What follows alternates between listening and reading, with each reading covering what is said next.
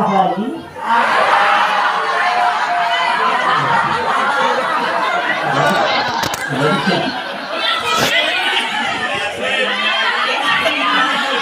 Ini kok jadi heboh ya? Ya mungkin sudah bersisa.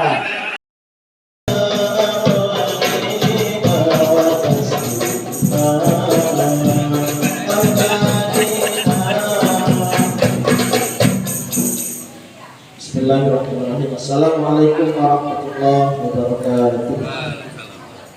Alhamdulillah alladzi bi qudratihi wa iradatihi ajma'a fi khalqihi.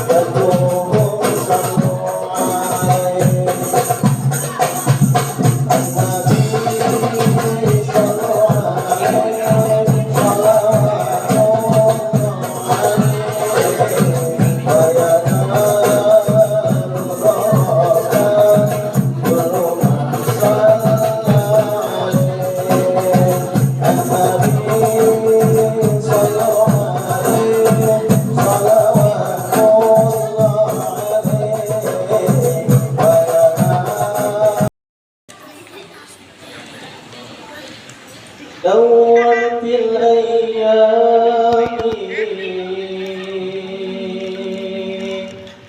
رضات أحلامي دورت الأيام رضات أحلامي خيرت الوقت وقام وشكت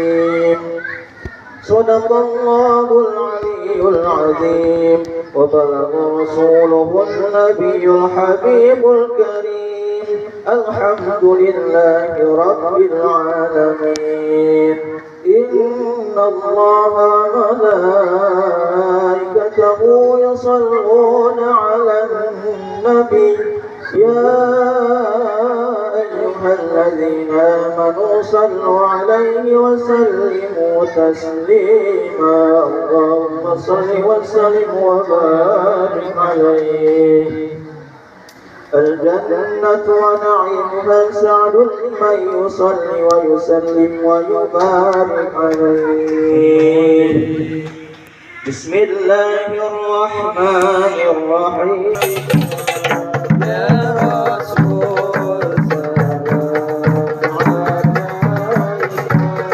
سلام عليك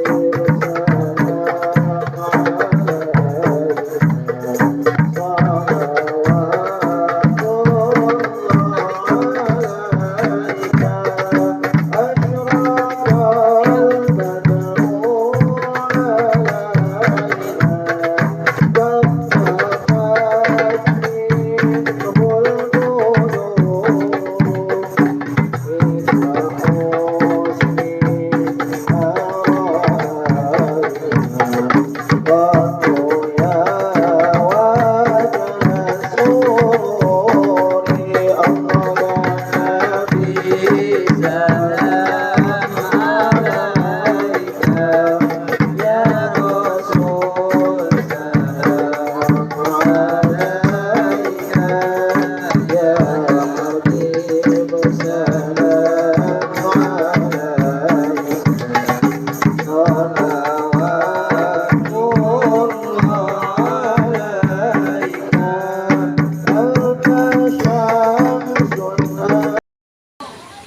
boleh ditingkatkan suaranya, ditambah lagi powernya. Kalau mendengar suara jawaban seperti itu sebelum kelihatan belum sarapan, belum. Ulangi. Bismillah. Assalamualaikum warahmatullahi wabarakatuh. Waalaikumsalam warahmatullahi wabarakatuh. Itu baru mendengar sudah sarapan. Saya doakan siapapun yang menjawab menjadikan Allah sebagai sandaran utama, niscaya dalam kehidupannya tidak akan banyak kecewa. Tapi siapa yang menjadikan sandaran utamanya adalah makhluk, dia menjadikan sandaran utama, pengharapannya adalah kepada manusia, niscaya pasti akan banyak kecewa. Salawat beserta salam mudah-mudahan tertera tertuju kepada baginda kita, Nabi kita, Habibana wa Nabiyana Nabi Muhammad Sallallahu Alaihi Wasallam. Biasakan lisan kita, mulut kita, setiap mendengarkan nama Nabi Muhammad itu langsung bersalawat. Karena apa? Ada bakhil, orang yang kikir, orang yang pelit adalah orang yang setiap dia mendengarkan nama Nabi Muhammad, falam yusalli alayya, kata Rasulullah, dia tidak bersalawat. Makanya biasakan lisan kita, mulut kita, setiap mendengarkan nama Nabi Muhammad, kita langsung bersalawat.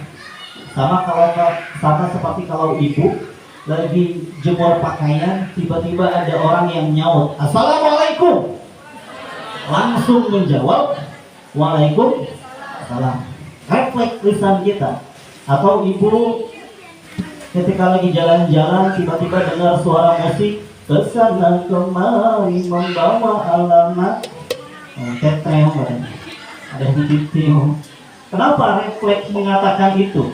Karena mungkin sebelumnya boleh jadi sering mendengarkan lagu itu. Makanya biasakan lisan kita, mulut kita, setiap mendengarkan nama Nabi Muhammad, kita langsung bersalawat. Nabi Muhammad Sallallahu Alaihi Wasallam. Hadratul Karomin, guru-guru kita semuanya yang sudah hadir di sini, kita sama-sama doakan. Mudah-mudahan guru-guru kita, ustaz-ustaz kita, ustazah-ustazah kita, Allah panjangkan usianya. Aminnya yang kompak. Allah panjangkan usianya. Allah banyakin rezekinya. Allah tambah-tambahkan anaknya. Allah tambah-tambahkan istiqomah. Nah, ini udah enggak duluan gitu. Udah takut saya dengan istri ya. Kepada pengurus Majelis Taklim Al-Ikhlas, kepada Bunda Teguh dan juga Reng-Reng. Bunda Teguh yang mana? Kalau boleh tahu? Oh, ini Bunda Teguh. Ini Bapak Teguh, ini Bunda Teguh. Kalau Teguhnya yang mana? Alhamdulillah, kepada pengurus Majelis Taklim dan kepada pengurus masjid kita yang sudah hadir, musola kita di sini, yang mudah-mudahan dalam kondisi sehat dan saya cintai, yang saya banggakan karena Allah, Bapak Ibu semuanya. Apa kabar semuanya pada hari ini?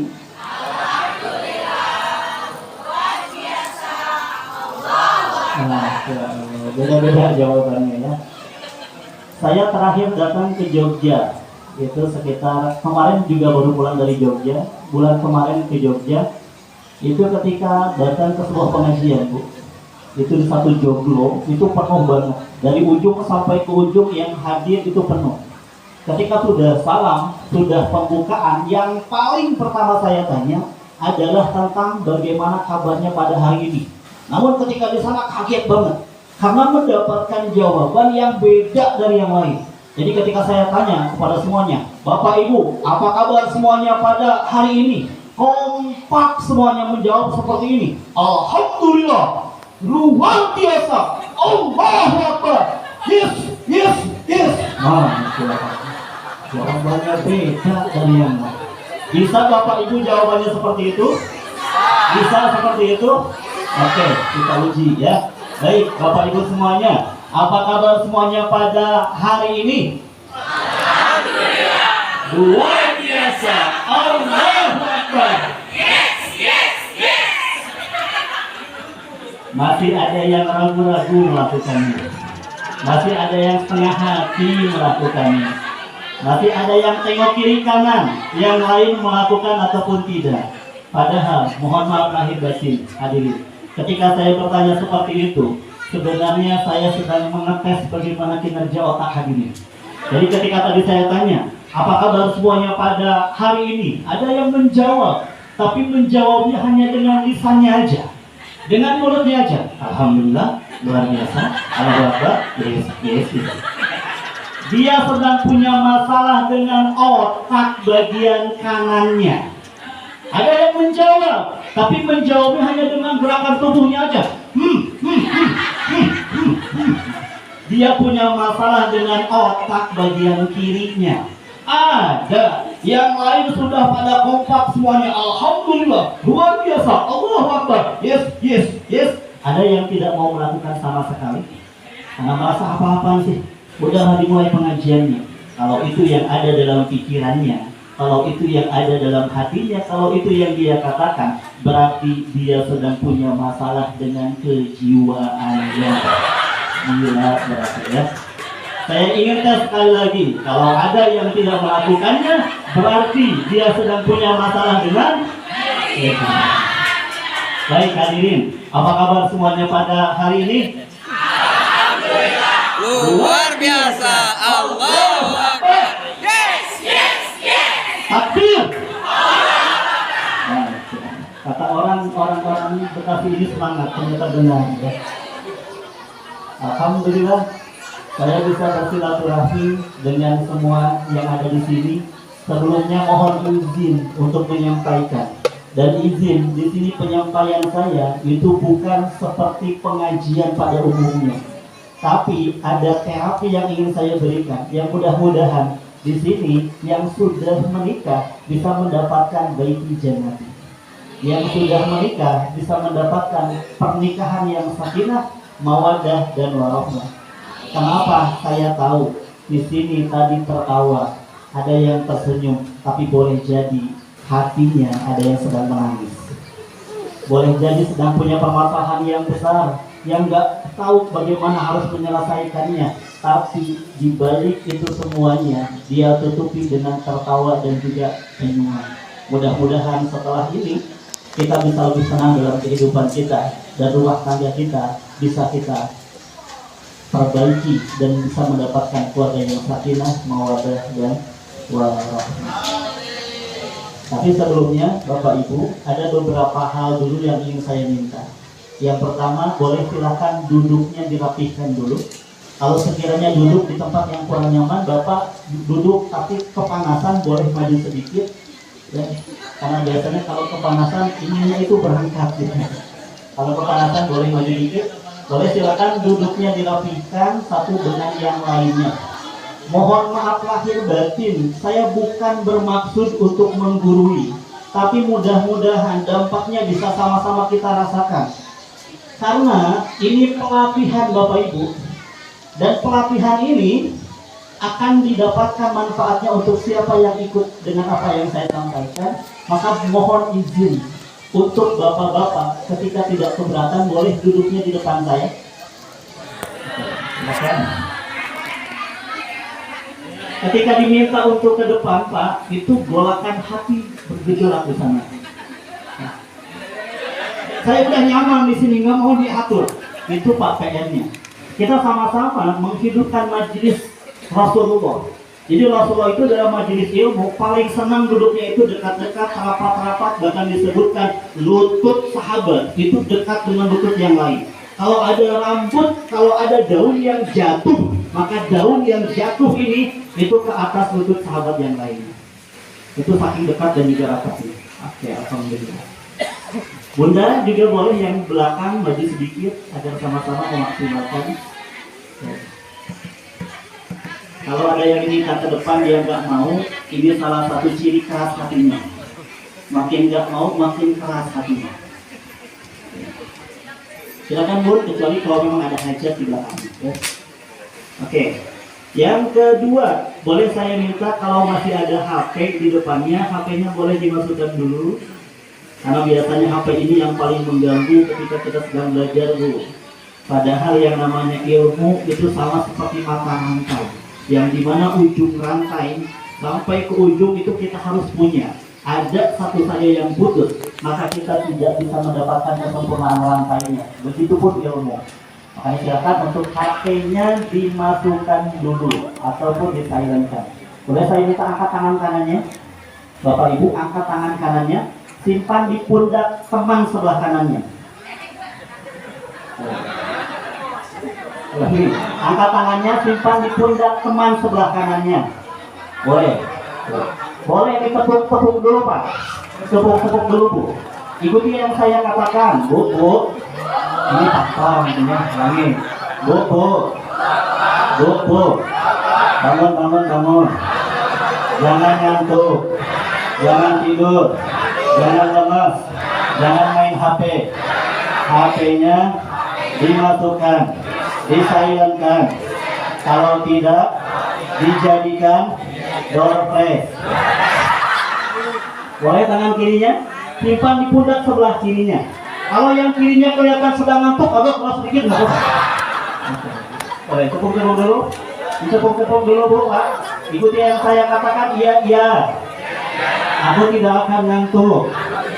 Aku tidak akan tidur. Aku tidak akan main HP.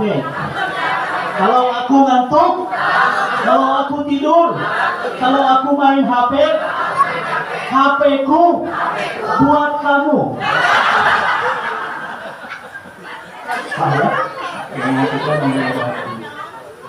Oke, baik Bapak Ibu. Sebelumnya, insya Allah kita akan sama-sama membahas tentang perihal rumah tangga. Tapi sebelumnya saya ingin tanya dulu. Di sini yang sudah menikah, bolehkah tangannya? Yang sudah menikah? Angkat tangan Pak. Oke, turunkan. Oke, turunkan Bu. Yang belum menikah, boleh angkat tangannya? Yang belum menikah. Yang belum menikah. Oke, turunkan. Yang mau nikah lagi?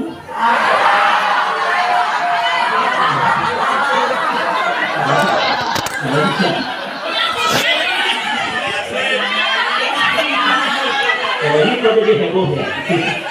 Yang mungkin sudah bersifat, atau ditinggal sama pasangannya mau nikah lagi. Insya Allah di sini suami-suami di sini Bu, ini suami-suami setia. Ya, meskipun nggak tahu setia atau takut. Mau angkat tangan tapi istrinya ada. Bapak Ibu semuanya, di sini yang sudah menikah, coba jawab dengan jujur. Coba jawab dengan jujur. Pasangan kita yang sekarang sudah menikah dengan kita, kira-kira bahagia nggak nikahnya dengan kita?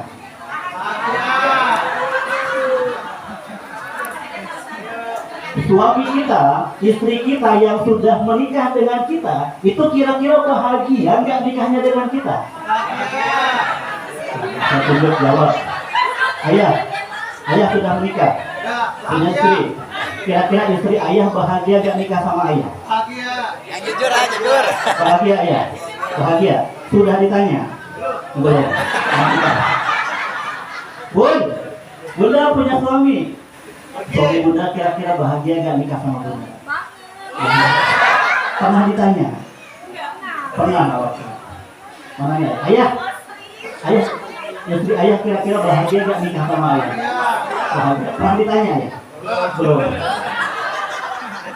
Kalau saya tanya semua Bu, saya tanya dari awal sampai ke ujung, saya tanya semua pasti jawabannya sama, bahagia. Tapi yang aneh, ketika kemarin di Bandung, ketika ditanya semuanya jawabannya bahagia, tapi pas di belakang ada ibu-ibu yang menghampiri. Bang, saya tadi jawab bahagia, itu karena malu aja hadapan banyak orang.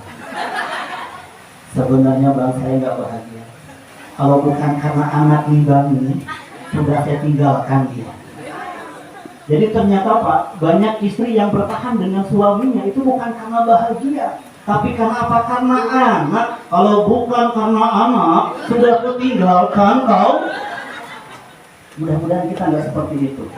Maka tadi nanti ketika beres dari pengajian ini, PR Bapak dan Ibu tanya kepada pasangannya, Mah, Pak, kira-kira Mama, Papa bahagia nggak nikah sama saya? Tanya ya Pak. Sudah ditanya Pak?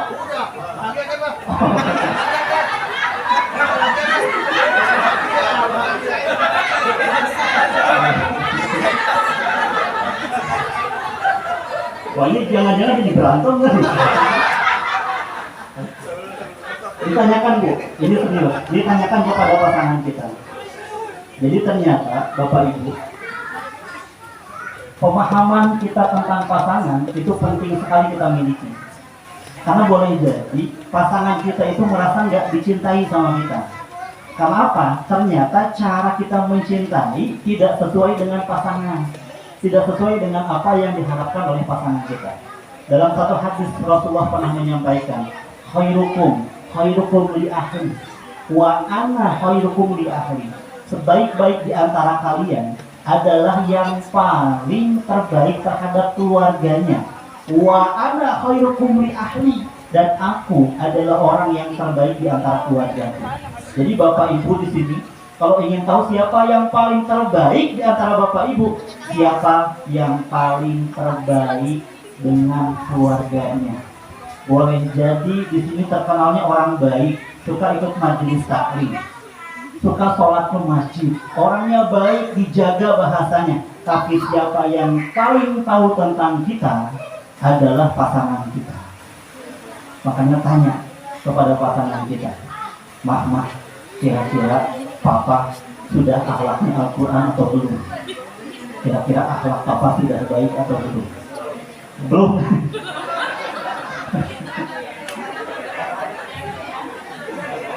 Ditanyakan sekali ini. Mudah-mudahan kita bisa mendapatkan keluarga sakinah, mawaddah, dan juga warahmah. Bapak Ibu semuanya, di sini siapa yang ingin mendapatkan keluarga baiti jannati, angkat tangannya dan katakan saya. Siapa yang ingin bahagia dalam keluarganya, angkat tangannya dan katakan saya. Siapa yang ingin sukses dalam rumah tangganya, angkat tangannya dan katakan saya. Siapa yang ingin mati hari ini, angkat tangannya dan katakan saya. Enggak ada ya?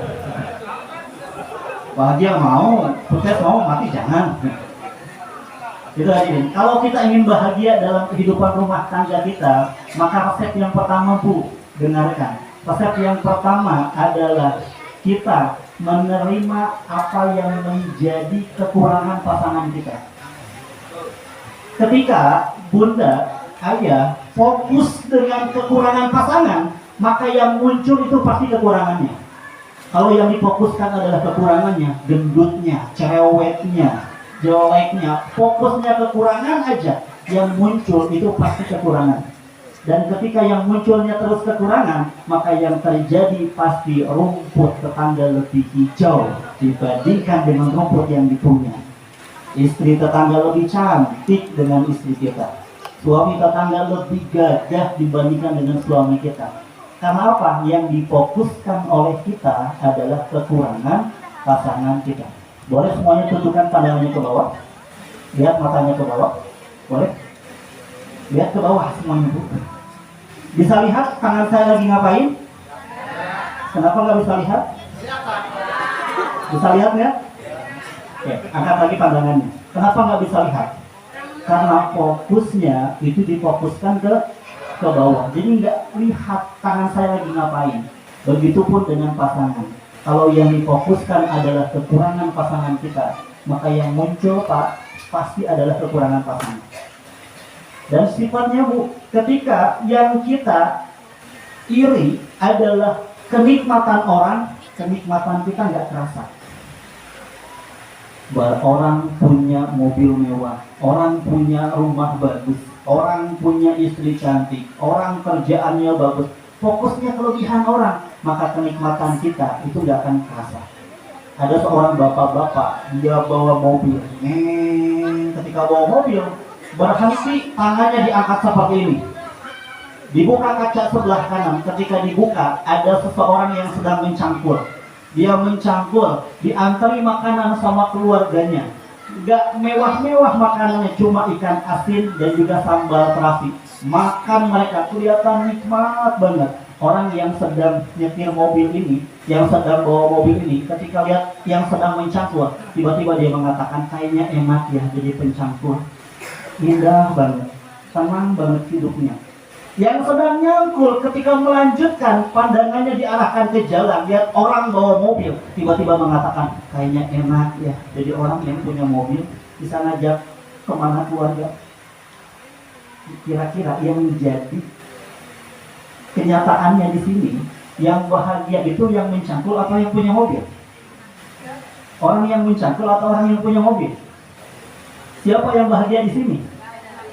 Ternyata yang bahagia itu sesungguhnya adalah orang-orang yang punya israhus sadar, orang-orang yang punya kelapangan dada, yang dia ikhlas menerima, bersyukur menerima apa yang Allah sudah berikan kepada dia.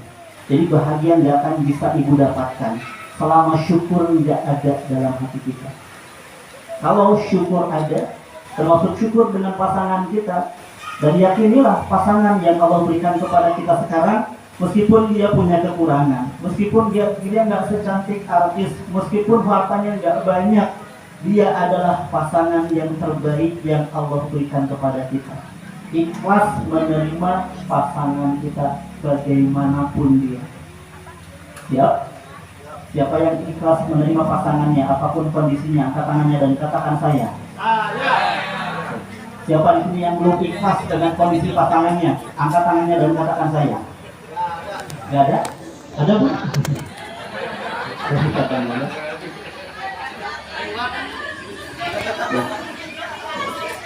Diterima, Bapak Ibu, bagaimanapun kondisi pasangan. Itu yang pertama. Yang kedua, kalau kita ingin mendapatkan rumah tangga yang baiti jannati, yang kedua yaitu kita harus mengenal siapa pasangan kita. Di sini ibu-ibu pernah pukul anak? Pernah pukul anak? Pernah marah sama anak? Pernah. Sering. Oh, sering repot ya. Pas pukul anak, tapi pas malam lihat wajah anak kita sambil nangis, kita nyesal. Pernah? Kalau menyaksikan ada orang tua yang dia sering didik anaknya dengan cara marah, perhatikan, pasti ada yang salah antara hubungan dia dengan pasangannya. Jadi kalau ibu, Bu, di sini bunda gampang stres, itu pasti ada masalah hubungannya dengan suami. Itu pasti. Karena apa? Ngefeknya ke banyak. Makanya hati-hati Pak, dengarkan Pak. Jangan buat istri kita stres Pak. Obat stres untuk istri itu ada 2. Yang pertama Pak, bukan Pak. Yang pertama dipeluk. Dipeluk kemudian diusap punggungnya. Apalagi kalau dengan duit sedekah. Seperti itu. Betul Bu? Oh betul. Betul Pak. Kenapa usap punggung Pak? Karena usap punggung itu ternyata mengeluarkan hormon positif, hormon bahagia. Makanya kalau ada orang sedih, itu diusap pada punggungnya. Sabar, kuat. Kalau ada yang lagi sedih, boleh diusap punggungnya. Sabar, kuat. Itu apa? Mengeluarkan hormon positif. Yang kedua, obat stres untuk istri itu Pak, dengarkan Pak. Obat stres untuk istri itu ada 2. Yang pertama diajak jalan-jalan, yang kedua diajak belanja. Setuju Bu?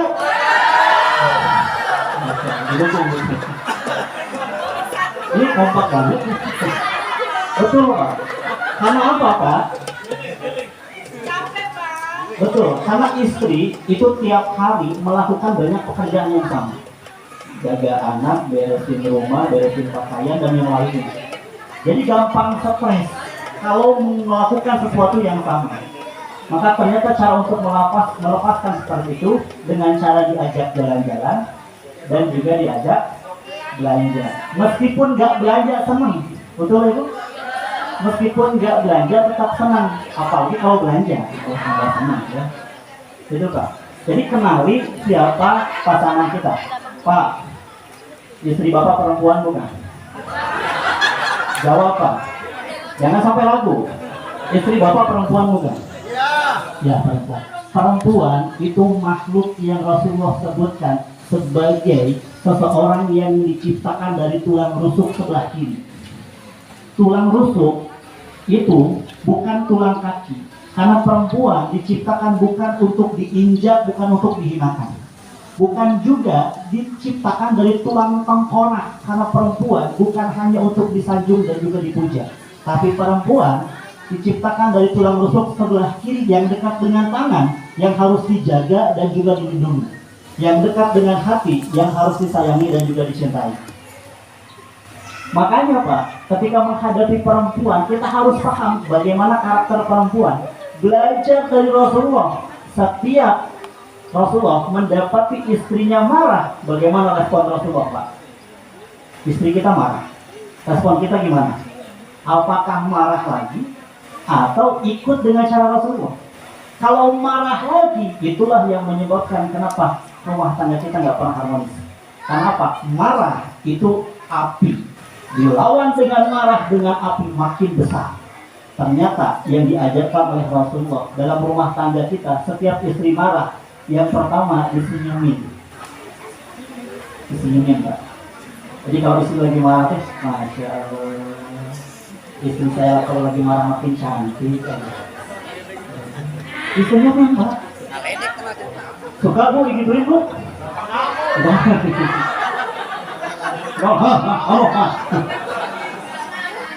Ini jadi ajang pengajian dan juga curhat kayak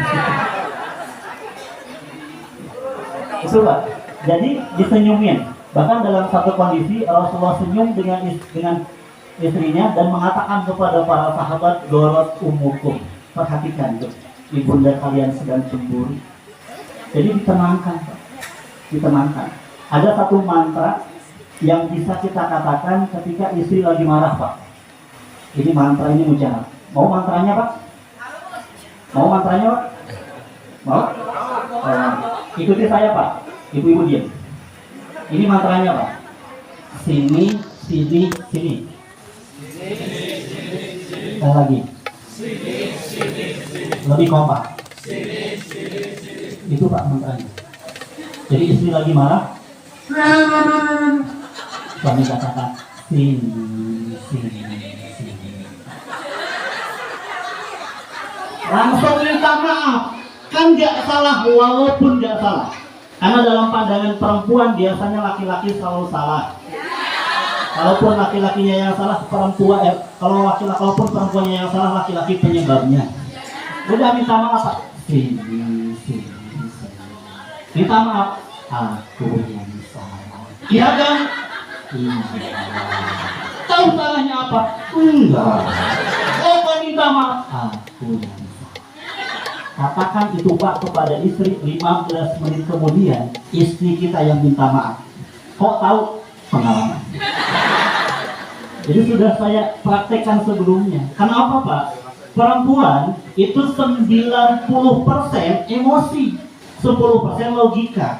Jadi perempuan ketika sedang marah sebenarnya tidak sedang mencari siapa yang benar, siapa yang salah. Yang dia inginkan itu hanya ingin melampiaskan emosinya saja.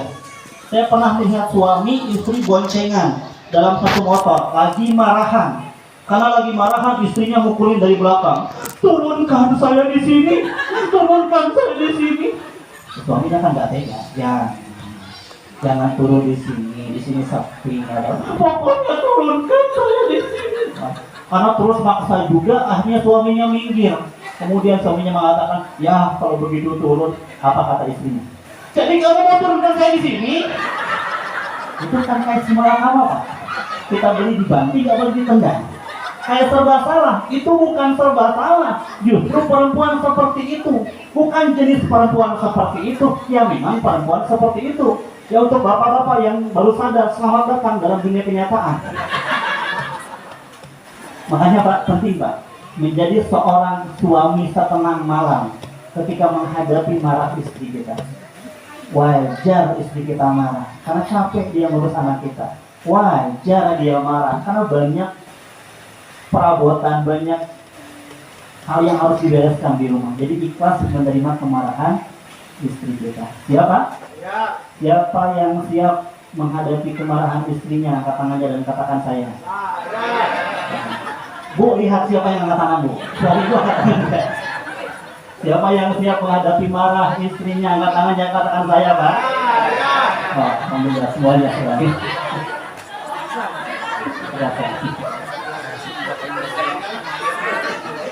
Itu Bapak Ibu dipahami bagaimana karakter pasangan kita.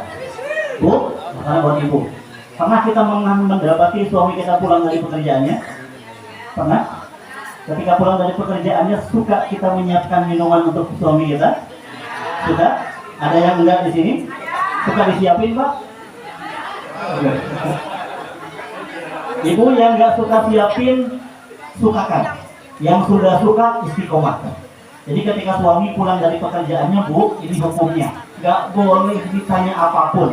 10 menit suami kita ketika pulang dari pekerjaannya, itu gak boleh ditanya apapun. Apalagi ditanya Tupperware.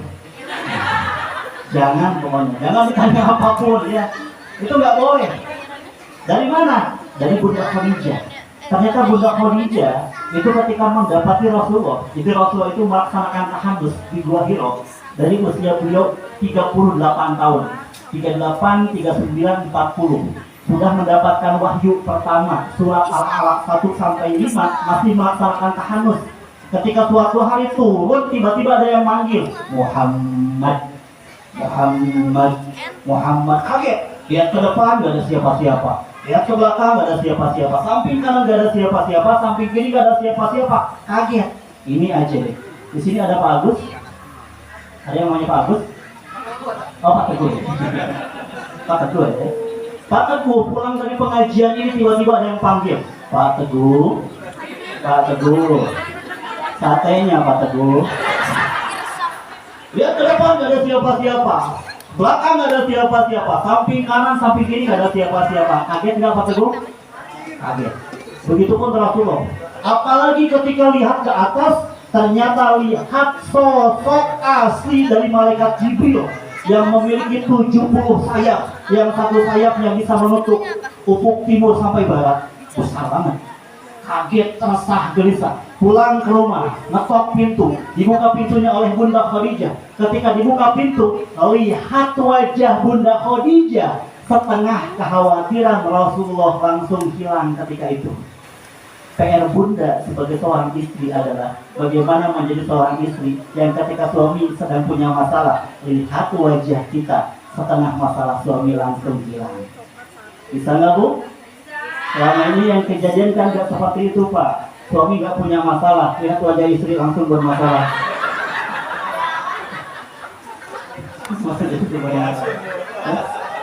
Dan ketika dalam kondisi khawatir, masih khawatir, apakah Rasulullah bertanya, ada apa? Suamiku punya masalah ya? Ceritalah sama aku, apa masalahnya? Sini, aku bantu. Enggak. Tapi yang dilakukan oleh Bunda Khadijah adalah menyiapkan apa yang diperlukan oleh Rasulullah, gak berkata apapun, kemudian nanti menenangkan Rasulullah. Begitupun suami kita, 10 menit pulang dari pekerjaan, gak boleh ditanya apapun. Siapkan minumannya. Suami duduk seperti ini Bu, suami duduk seperti ini, kita siapkan minumannya. Ketika suami mengangkat gelas seperti ini, ketika suami minum seperti ini, contoh.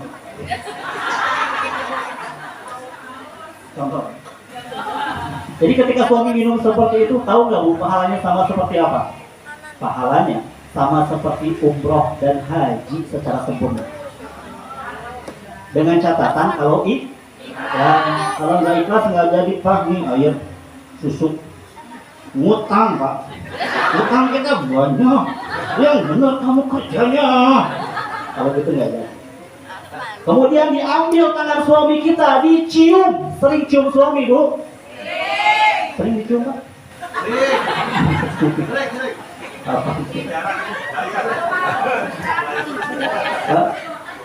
Betul Pak? Mencium suami Bu, tahu nggak pahalanya seperti apa? Pahalanya sama seperti mencium Hajar Aswad. Bukan Aswan ya, Aswad. Pahalanya sama seperti mencium Hajar Aswad. Apalagi kalau suaminya hitam. Oh mohon maaf ya. Mencium Hajar Aswad itu seperti kita dihapus dosa-dosa kita. 100 dosa kecil kita itu diampuni ketika kita mencium Hajar Aswad. Jadi pahami bagaimana kondisi pasangan kita. Itu Bu, Mbak. Istri Pak, dalam satu hari bicaranya beda dengan laki-laki. Dalam satu hari perempuan itu rata-rata ngomongnya 20.000 kata sehari. Sedangkan laki-laki dalam satu hari itu rata-rata ngomongnya 7.000 kata sehari. Walaisa zakaru kaunsa, tidak sama antara laki-laki dan juga perempuan. Tidak sama. Makanya jangan heran kalau suami kita banyak, istri kita banyak ngomong, cerewet, apa-apa diomongin, itu wajar. Karena apa? Linguistik istri kita itu lebih dibandingkan dengan suami. Karena istri cerdas dari segi linguistik, cerdas dari segi bahasa. Jangan heran kalau perempuan itu banyak mengatakan perkataan yang tidak dipahami, tapi biasanya nuntut suaminya harus paham. Dan ketika nggak paham dia bilang dasar nggak peka. Jalan Pak, keluar tiba-tiba istri ngomong, papa lapar nggak? Suami bilang enggak lapar. Neng lagi ada tempat untuk makan, yakin nggak lapar? Enggak lapar. Pas pulang ternyata istrinya gemetar sambil masak mie instan. Ternyata lapar Pak. Kalau Bapak mendapati istri seperti itu, nanya, dan biasanya jawaban istrinya sama ketika ditanya, Mama lapar kan? Lapar. Mama makannya mau apa? Biasanya jawaban satu, terserah. Tahu Pak, mana terserah itu bukan terserah deh mau dibawa kemana, bukan. Tapi mana terserah itu luas banget Pak. Mana terserah itu adalah bawa saya ke tempat makanan yang paling saya suka. Iya, katanya.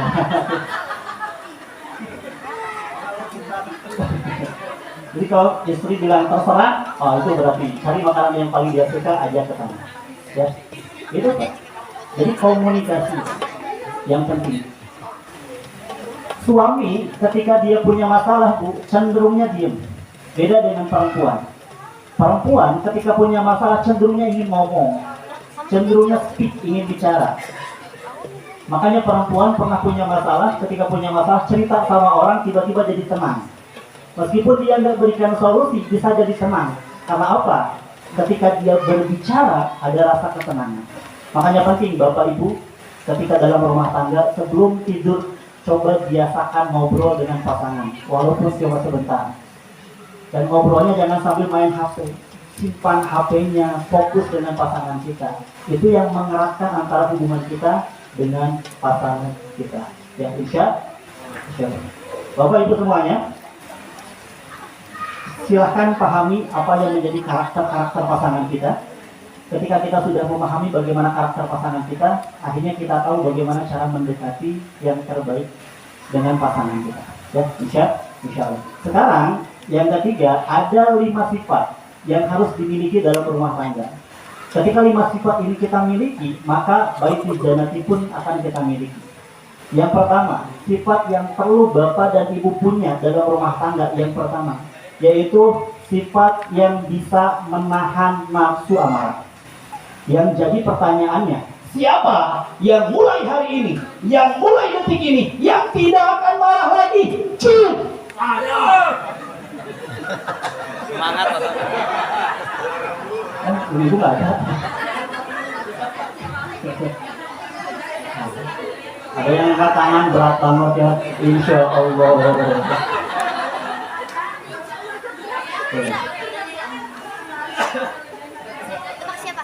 Jujur, di sini boleh angkat tangannya yang merasa pemarah. Yang pemarah boleh angkat tangannya. Yang pemarah, oke, Bapak kelihatan nggak? Tapi insya Allah Bapak lebih banyak. Baiknya lebih banyak. Boleh angkat tangan yang pemarah, Bu? Yang pemarah ada di sini yang pemarah? Oh, masya Allah ya. Ayo yang kelihatan ada pemarah. Oke, turunkan. Ada 2 tipe orang. Dikit-dikit marah, dikit-dikit marah, dikit-dikit marah. Ada yang kedua jarang marah, tapi sekalinya marah bakar rumah. Nah, kira-kira yang bagus itu yang pertama, yang kedua. Yang bagus yang pertama, yang kedua. Dua-duanya nggak bagus. Dikit-dikit marah, dikit-dikit marah. Ternyata yang Rasulullah ajarkan kepada kita, yaitu bukan cara kita melampiaskan amarah, bukan juga dengan cara kita memendam nafsu amarah. Karena yang namanya nafsu amarah itu sama seperti buang angin. Di sini contoh, ada yang buang angin. Untuk sekitarnya sehat nggak? Apalagi untuk hidung, itu nggak sehat. Tapi untuk tubuhnya sehat. Mau buang angin tapi ditahan, jadi keluarkan. Untuk lingkungan sehat nggak? Nah, tapi untuk diri tidak sehat. Jadi ternyata yang paling terbaik adalah kita pergi keluar, kita pergi ke belakang, pergi ke kamar mandi, dikeluarkan di sana. Begitupun nafsu amarah. Makanya yang Rasulullah ajarkan kepada kita, setiap kita mau marah, Rasulullah mengajarkan itu dengan cara rilis.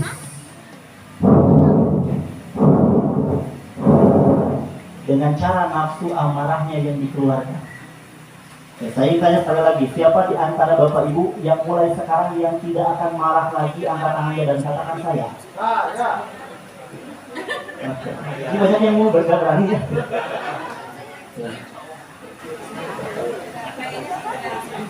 Marah ya. Jadi dalam rumah tangga kita usahakan nafsu amarah itu enggak ada. Nafsu amarah itu ada tingkatannya. Ada kurhun, ada suhtun, ada godbun. Dan ini marah yang ketiga yang nggak boleh. Ini yang diamanahkan oleh Rasulullah. Ada seorang sahabat yang dia datang kepada Rasulullah dan bertanya kepada Rasulullah, ya Rasulullah, ausini, berikan aku nasihat, berikan aku wasiat. Maka sahabat ini menjawab, Rasulullah menjawab, la takduk, jangan marah. Apalagi ya Rasulullah?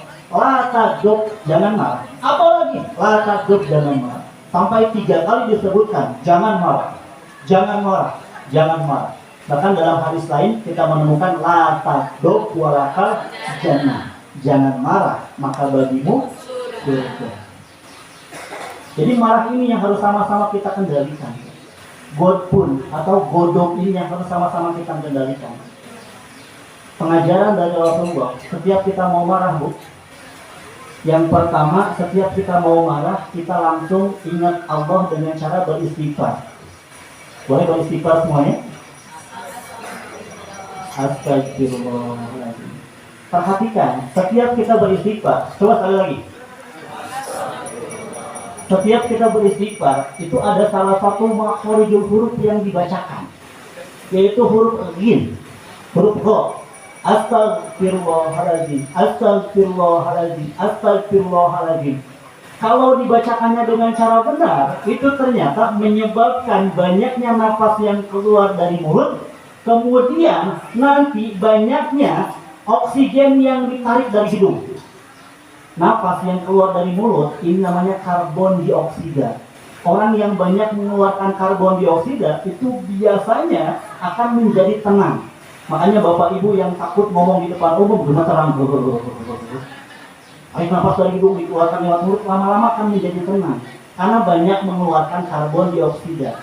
Dalam Islam ternyata setiap kita beristighfar itu menyebabkan banyaknya karbon dioksida keluar. Makanya orang marah banyak istighfar, lama-lama akan menjadi tenang. Setuju? Sepakat? Setuju? Sepakat?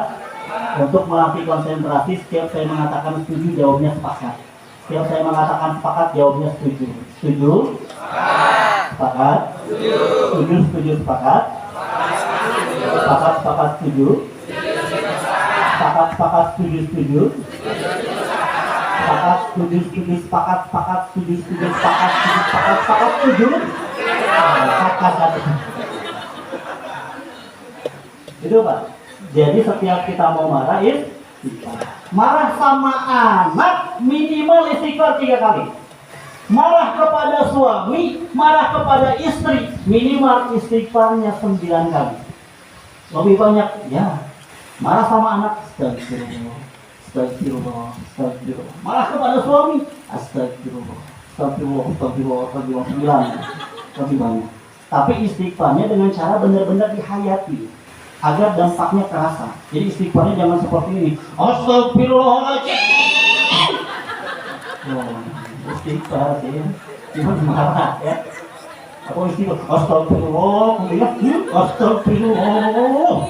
Enggak ya. Jadi istighfarnya yang benar-benar dirasakan. Kita istighfar dan merasakan kita membacakan istighfar itu. Itu marah. Ingat sama Allah, setiap kita melakukan kesalahan, ingat sama Allah itu nggak akan jadi melakukan kesalahannya. Sama dengan amarah. Makanya kalau mau marah, ingat Allah, itu biasanya nggak jadi marahnya. Itu akan berlaku untuk kita yang dekat hubungannya dengan Allah. Tapi untuk kita yang bermasalah hubungannya dengan Allah, banyak apapun kita berzikir, itu nggak akan kerasa kedekatannya dengan Allah. Kalau ingin tahu bagaimana kualitas kedekatan kita dengan Allah, Pak, lihat di sholatnya. Jujur, jawab. Di sini siapa yang sholatnya masih seperti ini? Allahu Akbar, tiba-tiba ingat cucian, ingat anak, ingat istri, ingat suami, ingat pekerjaan. Jujur, siapa yang kualitas sholatnya masih seperti itu? Cung. Angkat tangan Bu, jujur. Istighfar. Allahu Akbar. Uang belanja itu ada 35.000, tapi tinggal 30.000 kan? Kemana? Allahu Akbar. Belanja minta kemarin itu. Oh iya bayar hutang kemarin ini. Ada yang seperti itu? Yang mana orangnya? Oh, kompak. Bapak Ibu, Ibu punya suami? Punya. Bu, Ibu dipeluk sama suami? Ibu dipeluk sama suami, dicium sama suami. Tapi ketika suami peluk dan cium ibu, yang ada dalam pikiran dan hati suami ibu bukan ibu, tapi perempuan lain. Kira-kira sakit nggak? Sakit nggak? Di mana sakitnya? Di sini. Sakit. Bapak pun sama. Tapi yang jadi pertanyaannya, sudah berapa kali kita memperlakukan Allah seperti itu? Kita sholat menghadap Allah, tapi ternyata yang ada dalam pikiran hati kita itu bukan Allah. Ada di pekerjaan kita, ada di suami kita, ada di anak kita. Dan untungnya Allah masih menunggu kita untuk memperbaiki hubungan kita dengan Allah.